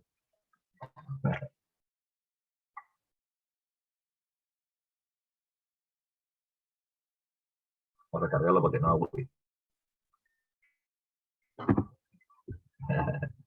A ver, pregunta número 4. Dice, Luis Miguel Sánchez Cerro, ¿ya? Luis Miguel Sánchez Cerro fue presidente constitucional del Perú y se caracterizó por lo que ¿ya? Dice, 1. Reprimir la oposición aprista y comunista. Sí, claro, por supuesto. Los van a terminar encarcelando, los van a terminar declarando ilegales en la Constitución del 33, y eso sí es correcto. ¿Sí o no? Correcto. ¿Ya? 2. ¿Favorece a los grupos oligárquicos? Por supuesto que sí. Recuerda que en el tercer militarismo la oligarquía hacendaria es la que va a terminar teniendo el poder político. ¿Ya? Entonces tenemos que la 1 y la 2 es correcta, y la única que contiene 1 y 2 como correcto termina siendo la A de avión. ¿Ya? La de avión. Profe, pero no hemos leído las demás. Sí, pero por más que no las leas, te vas a dar cuenta que son falsas. Dice, se oponen al capital imperialista. Si se opusieran, no hubieran préstamos de los Estados Unidos durante ese periodo. ¿Ya? Y la D me dice, el auge exportador y bonanza económica. No, no hay gran bonanza económica ni gran auge exportador por el tema de la gran depresión, ¿ya? La gran depresión de la época. ¿Sí o no? ¿Ya? Entonces, en la 4, la clave terminaba siendo la A de avión. ¿Ya? La A de avión. Pregunta número 5, ¿ya? Pregunta número 5, me dice, respecto a la economía de inicio del tercer militarismo, indique qué enunciados son verdaderos o falsos según corresponda. Dice, respecto a la economía, ¿ya? Dice, 1, se inició la construcción del puerto de Matarani que desplazará con el tiempo moviendo. Eso es verdadero, es un poco verdadero, pero es verdadero, ¿ya? Dice, 2, la Gran Guerra favoreció al comercio exterior, especialmente en el rubro de los minerales metálicos. La cuestión es que eso sí es cierto, pero la Gran Guerra es la Primera Guerra Mundial y no está ligado al tercer militarismo. Eso ya pasó previamente. La segunda es falsa, ya es falsa. Ten cuidado con la falsa, señor. ¿Ya? Tercero, dice, se realizó la reforma monetaria para estabilizar el sol de oro y evitar así la depreciación por la caída de las exportaciones.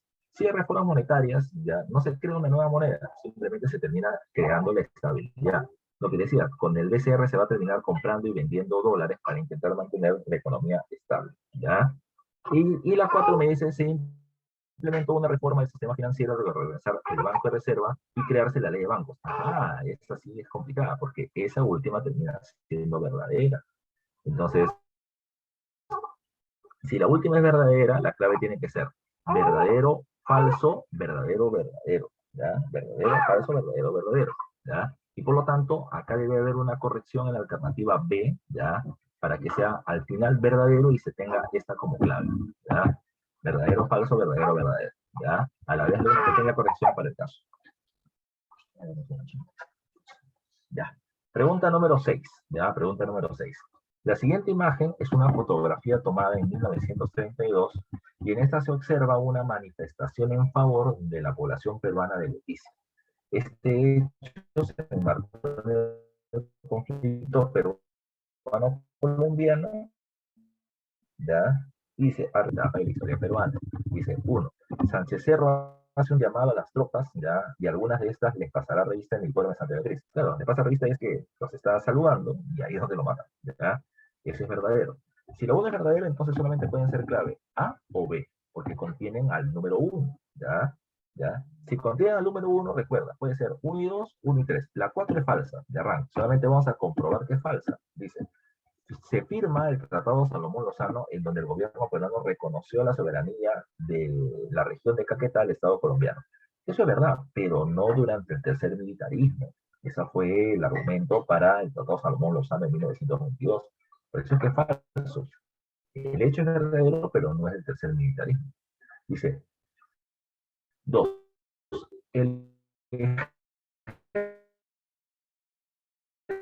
ejército peruano, liderado por Benavides, logró vencer a los colombianos en la batalla de la Pedrera. Eso es verdad, pero es en la guerra durante el primer gobierno de Leguía, no precisamente en este tema de Leticia que se viene produciendo durante la época, totalmente falso, a manos del joven aprista Belardo Mendoza, al cual acaba la vida de Sánchez Cerro en la pregunta número 6, termina siendo la B de Besito, ¿ya? La B de Besito. Pregunta número 7, ¿ya? Pregunta número 7. Su compañera me termina diciendo, profe, Abelardo Mendoza Leiva entonces evitó la guerra contra Colombia. Te repito, en realidad el que evita la guerra contra Colombia termina siendo, ¿ya?, el Congreso cuando, en teoría, conspira para la muerte de Sánchez Cerro, ¿ya? Y ponen a Benavides, ¿ya? Pregunta 7. La llegada al Perú, ¿ya?, de la misión norteamericana encabezada por Edwin Kemmerer durante el gobierno de Sánchez Cerro guarda relación con. La llegada al Perú de la misión norteamericana guarda relación con. Dice, el apoyo militar que el gobierno estadounidense de Franklin Roosevelt le venía prestando al gobierno peruano. Falso, porque la misión Kennedy llega en el 31 y Roosevelt llega al gobierno en el 33. O sea, todavía no hay un apoyo de Roosevelt. B, la crisis económica que se venía desarrollando como consecuencia del crack. Chile está más ligado a ese proceso, ¿no? Habría que resolver esa crisis a través de algunas medidas. C, el afán norteamericano de hacer notar su supremacía político-militar en la región, no porque no es una misión militar, es una misión económica. Dice D, las medidas de saneamiento económico que estaba tomando el régimen militar en alianza con el APRA. Alianza con el APRA, se están presidiendo, ¿ya? Y están ilegalizados. Entonces, no tiene nada que ver. La mejor clave es la B. Ellos llegan precisamente por la crisis económica que se venía desarrollando y buscar la forma de tomar medidas para superar la crisis.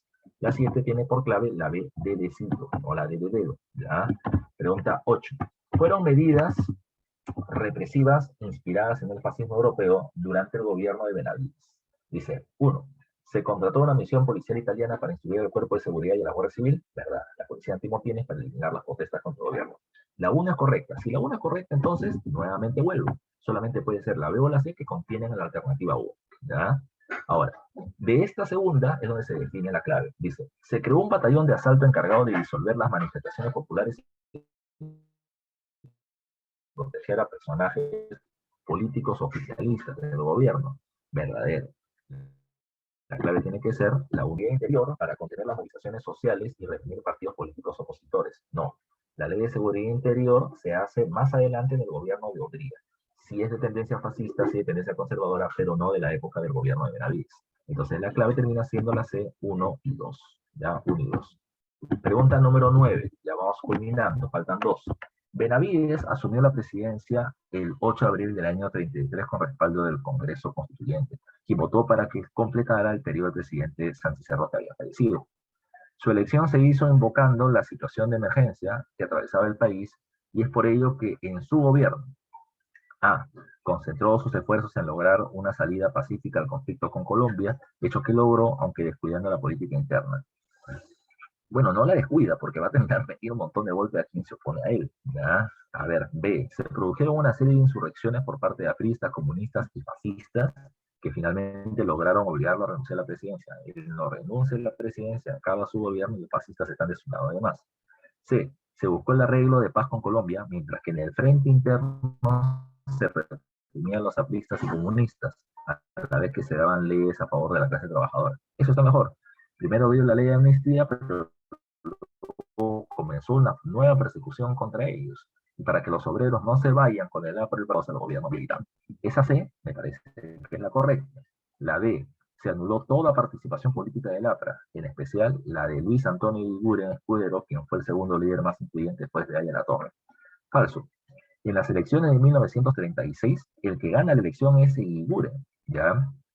Pero terminan anulándose el proceso electoral. Pero Iguren no era aprista, ¿ya? No era para nada aprista. Aunque sí tenía, digamos, la simpatía del APRA, pero no era líder aprista, por lo tanto no era el segundo hombre más poderoso del APRA después de Ayala Torre. La mejor clave termina siendo, en esta pregunta número 9, la C de comida, ¿ya? Porque ya estamos en la hora del almuerzo, ya no vamos a ir para que puedas almorzar. Pregunta 10, ¿ya? 9 C de casa, supongo que ha marcado eso, muy bien, Dayana. Pregunta número 10. La medida más trascendental del segundo gobierno de Benavides, ¿cuál fue? Te la dije aquí en la clase. ¿Cuál es la medida más importante del gobierno de Benavides? Dime tú la clave. ¿Tienes A, B, C o D? Tienes 5 segundos para poder responder, ¿ya? A ver, ¿cuál es la medida más trascendental del gobierno de Benavides? ¿Ya? Dice A, la eliminación de las acciones militares contra Colombia. B, la ley de amnistía general, ¿ya? C, el establecimiento del seguro social obrero, o D, la construcción de las carreteras panamericanas y carreteras centrales.